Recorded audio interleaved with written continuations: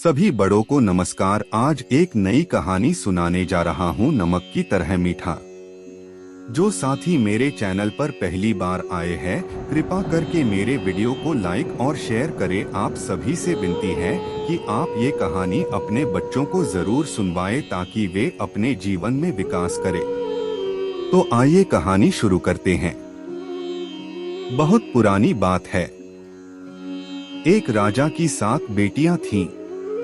एक दिन उसने अपनी बेटियों को बुलाया और पूछने लगा, मैं तुम्हें कैसा लगता हूँ? बड़ी बेटी ने कहा, आप मुझे मीठे लगते हैं।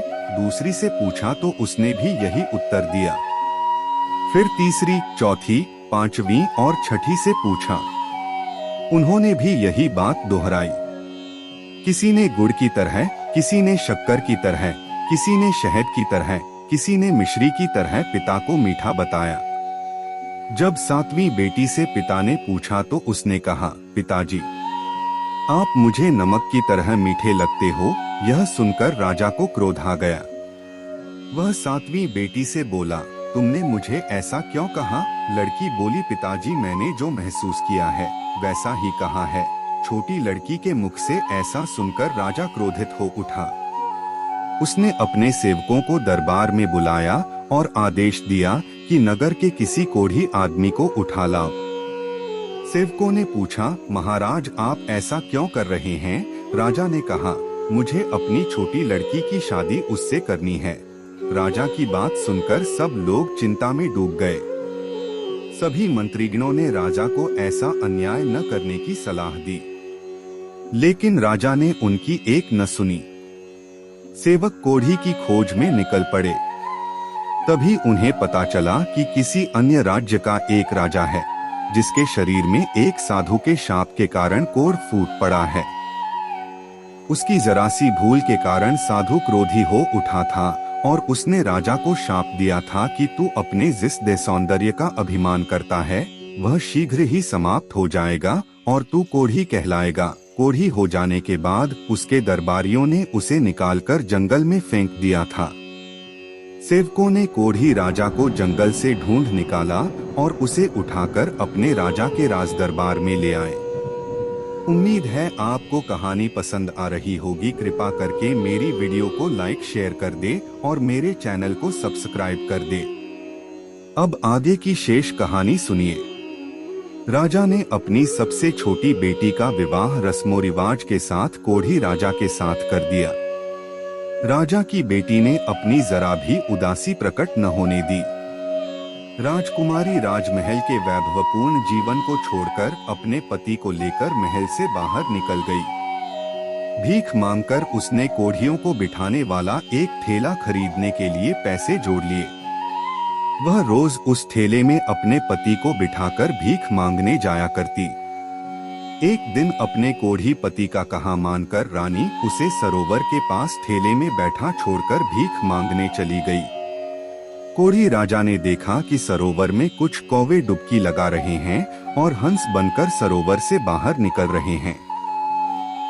यह दृश्य देखकर वह हैरान हुआ। अचानक उसके दिमाग में एक विचार कौंधा और वह सोचने लगा, क्यों न मैं भी सरोवर में डुबकी लगाऊं। यदि कौवा हंस बनकर बाहर निकल सकता है तो मैं भी शायद पहले जैसा सुंदर नौजवान राजा बन जाऊं। फिर उसने सोचा कि यदि मैं सुंदर नौजवान युवक बनकर निकलूंगा तो मेरी पत्नी मुझे पहचानेगी नहीं।